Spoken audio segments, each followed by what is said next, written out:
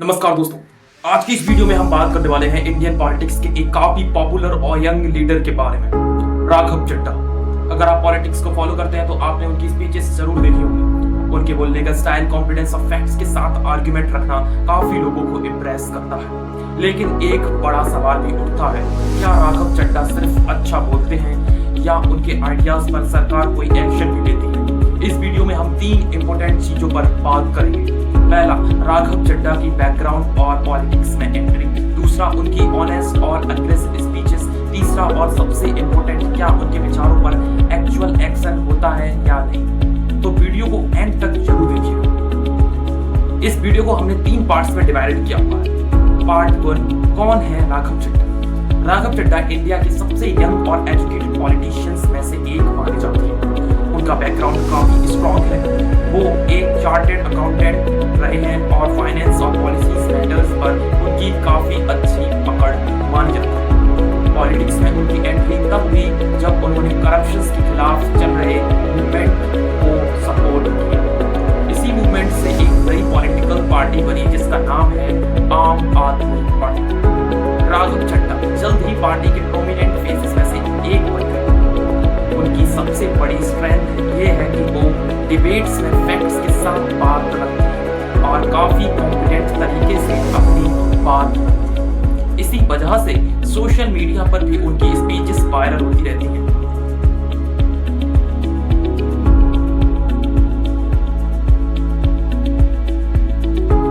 Now move on to the next part, Raghav Chadha की speeches क्यों viral होती हैं। अगर आपने कभी पार्लियामेंट डिबेट्स या प्रेस कॉन्फ्रेंस देखी है तो आप नोटिस करेंगे कि राघव चड्ढा का स्पीकिंग स्टाइल काफी स्ट्रक्चर्ड होता है। वो जनरली 3 चीजों पर फोकस करते हैं। पहला, फैक्ट्स और डाटा। दूसरा, गवर्नमेंट पॉलिसीज पर क्रिटिसिज्म। और तीसरा, पब्लिक इशू जैसे इन्फ्लेशन, करप्शन और गवर्नेंस। उनकी स्पीचेस में एक स्ट्रॉन्ग टोन होता है जिसमें वो गवर्नमेंट से टफ क्वेश्चंस पूछते हैं। एग्जाम्पल के लिए कई बार उन्होंने पार्लियामेंट में या मीडिया के सामने ये सवाल उठाया है कि गवर्नमेंट ट्रांसपेरेंसी के बारे में बात करती है, लेकिन क्या ग्राउंड रियलिटी में भी ट्रांसपेरेंसी दिख रही है? इसी तरह के पॉइंटेड क्वेश्चंस की वजह से स्पीचेस सोशल मीडिया पर काफी शेयर होती हैं। कई लोग उन्हें एक फियरलेस स्पीकर भी मानते हैं। Now move on to the part 3, honest politics का क्लेम। राघव चड्ढा और उनकी पार्टी अक्सर एक चीज पर उनका कहना होता है कि पॉलिटिक्स का मेन एम पावर नहीं बल्कि पब्लिक सर्विस होना चाहिए। वो कई बार करप्शन और मिसयूज और पावर के अगेंस्ट ओपनली बोलते हुए दिखते हैं। उनका मैसेज सिंपल होता है, पॉलिटिक्स को क्लीन होना चाहिए और पब्लिक के पैसे का सही इस्तेमाल होना चाहिए। इसी वजह से यूथ ऑडियंस उनकी स्पीचेस को काफी पसंद करती है। यंग जनरेशन को लगता है कि एजुकेटेड लीडर्स पॉलिटिक्स में आने चाहिए जो पॉलिसीज को समझ सकते हैं। Now move on to the part 4, critics क्या कहता है। लेकिन पॉलिटिक्स में हर लीडर की तरह राघव चड्ढा को भी क्रिटिसिज्म का सामना करना पड़ता है। कुछ क्रिटिक्स का कहना है कि उनकी स्पीचेस पावरफुल तो होती हैं, लेकिन स्पीचेस से ज्यादा जरूरी होता है रियल इम्प्लीमेंटेशन। मतलब सिंपल लैंग्वेज में बोलें तो बोलना अलग बात है और पॉलिसीज को ग्राउंड पर इम्प्लीमेंट करवाना अलग बात है। अपोजिशन पार्टीज अक्सर ये आर्ग्यूमेंट देती हैं कि पॉलिटिकल स्पीचेस कभी कभी सिर्फ पब्लिक परसेप्शंस बनाने के लिए होती हैं। इसीलिए ये डिबेट हमेशा चलती रहती है कि स्पीचेस और रियलिटी में कितना डिफरेंस है। पार्ट 5, क्या सरकार एक्शन लेती है जो राघव चड्ढा अपनी स्पीचेस में कहते हैं।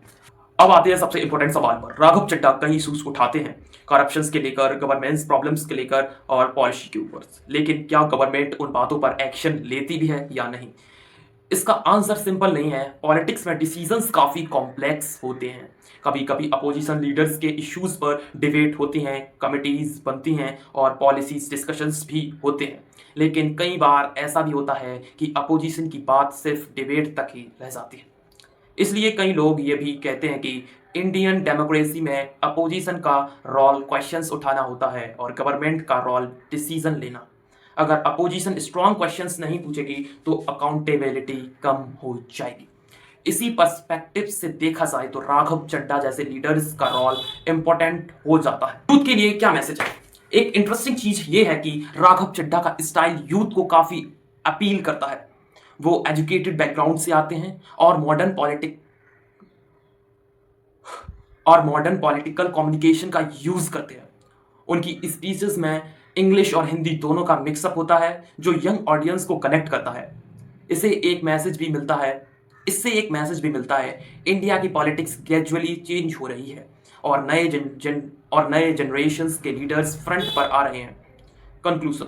तो दोस्तों, अगर ओवरऑल देखा जाए तो राघव चड्ढा एक ऐसे लीडर हैं जो अपनी स्ट्रॉन्ग स्पीचेस और कॉन्फिडेंट कम्युनिकेशंस के लिए जाने जाते हैं। उनके सपोर्टर्स कहते हैं कि वो ऑनेस्ट और फियरलेस लीडर हैं।